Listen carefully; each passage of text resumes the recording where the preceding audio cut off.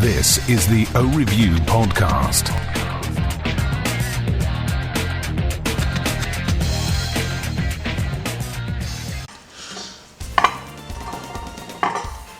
Hello, welcome to another cooking episode.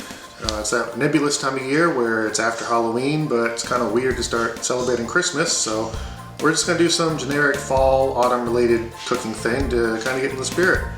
So today we're going to make pumpkin pie, and luckily I have a few pumpkins outside from Halloween, so we're going to take a look outside, grab the best one, and we're going to make a pie out of that. Recycle, reuse, save the environment.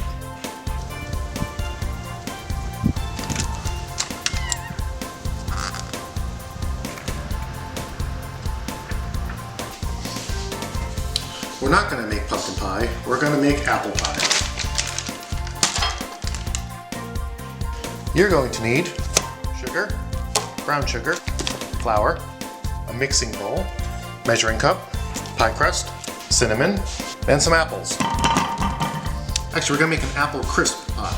It's a lot easier. So what you want to do is start with a bowl. You're going to grab 2 apples, preferably the ones that are in the worst shape.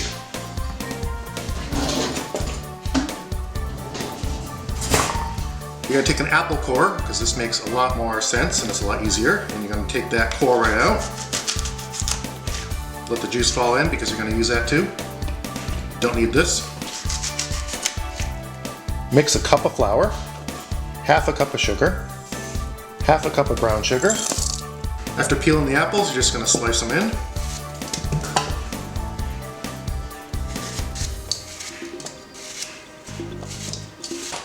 And instead of butter, because we're actually going to make a pie completely without butter, we're going to use cider for moisture. It'll also cook into the apples and add that moisture. So you're going to stir it into a nice batter. Most apple crisp will end up being a crumbly topping, but we're going to do it this way because it's easier. Plus, if you want to do it right, you probably have to read a women's magazine recipe, and I'm saving you there. Put that aside. And we're going to peel the rest of the apples. So finish peeling. You don't have to do a good job because you're just going to slice these up anyway. Kudos if you can get it all in one piece, but that's only to unlock the achievement. So once you're done peeling, again, slice them safely. Again, doesn't really matter. It's going to be cooked into a pie. It's all going to dissolve, so no need to be terribly careful unless you want to keep your thumbs.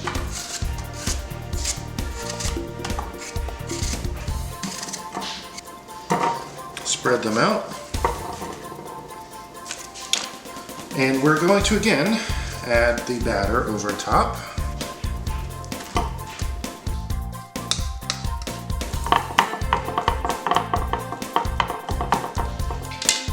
Normally with apple crisp, you'd fill this up with water, let that soak in as it bakes, but again, we're going to use apple cider.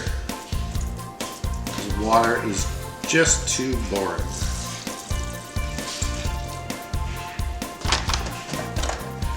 So apple plus apple equals awesome. Now a lot of people use a hard cider, and we don't have that, so we're going to go to plan B. So we're going to use Serpent's Bite Apple Cider Whiskey.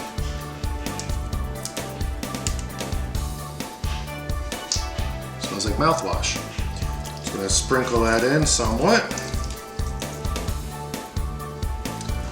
No need to measure because it's already in a bottle.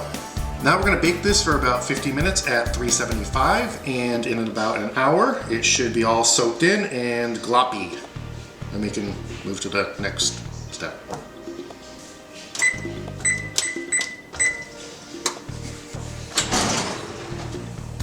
Alright, so put it in.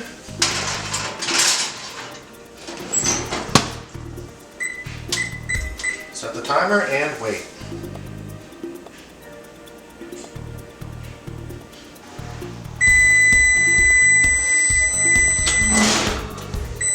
Alright, it is done.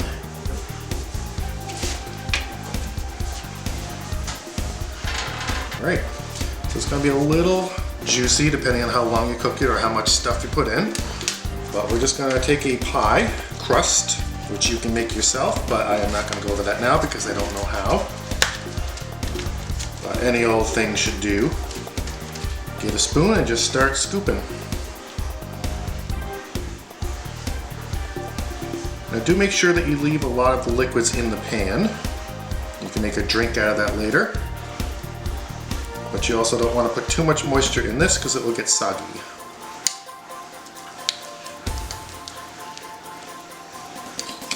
Alright, take a spoon, just kind of flatten it out there. Make it look not so unappetizing. Throw a little cinnamon on top, just to hide the mess. And if you want some brown sugar, if your brown sugar is like mine, it isn't anywhere near consistent, but that's okay. We'll just hide those. That's fine. And then you're going to throw it in the fridge for a couple hours.